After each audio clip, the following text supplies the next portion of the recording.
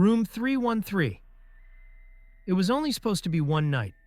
Michael's flight had been canceled, and the airline comped him a room at a mid-tier airport hotel, the kind with flickering hallway lights, stained carpets, and that vague smell of reheated food and mildew. Room 313, the front desk clerk said, barely glancing up as he handed over the keycard. Elevators to your right. Michael hesitated. Don't most hotels skip the 13th floor? The clerk finally looked at him.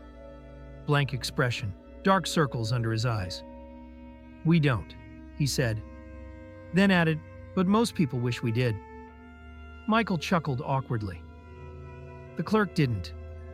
The elevator groaned its way up, stopping with a mechanical sigh. The hallway was long and dim, the wallpaper peeling in subtle curls at the corners. The only sound was the hum of cheap fluorescent lighting and the soft buzz of a vending machine at the far end. Room 313 was near the middle. The keycard beeped, the door clicked. Inside the room looked normal. A bed, a TV, a small bathroom with chipped tile, standard budget hotel aesthetic. Michael tossed his bag on the chair and sat on the edge of the bed. He checked his phone. No signal, not even Wi-Fi. Just an error message. Network unavailable. With a sigh, he turned on the TV. Static. He flipped through the channels. Nothing but fuzz. Then, on channel 4, something flickered into view. A black and white feed. Grainy, shaky. It took a moment for Michael to realize what he was looking at. A hallway. His hallway. And in the center of the frame, room 313, his door. He stared, trying to process. Then something moved. A figure walking slowly toward the door on screen. They were tall, wearing dark clothes. No visible face. The feed crackled. The figure stopped in front of 313, then lifted a hand. Knock, knock, knock. Michael jumped. The knock wasn't on the TV. It was real, at his door. He turned off the screen. Silence. No more knocks. No sound in the hall. He crept toward the peephole, heart racing. No one there. He stood for a long time watching, then slid the bolt across the door. Back on the bed, he tried to rationalize it. Maybe someone had the wrong room. Maybe the feed was a prank, looped footage. But deep down, something felt wrong, off as too precise, too direct. At 2:13 a.m., he woke up in the dark.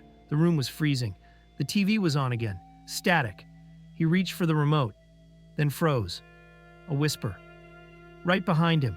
Low, close, inside the room. I see you. Michael spun around. Nothing. The room was empty.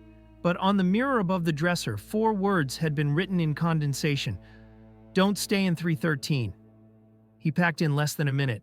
He didn't even change, just grabbed his bag and bolted. But when he opened the door, the hallway was wrong, dimmer. The lights further apart. The wallpaper looked burned. Blackened handprints stained the walls. And the other doors? Gone. Only one remained. Room 313. His.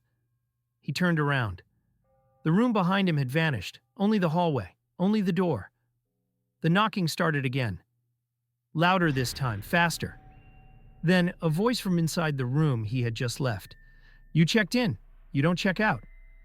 Michael was found the next morning, sitting in the hallway, unresponsive, muttering the same phrase over and over again. There was no 13th floor. Would you open the door in room 313?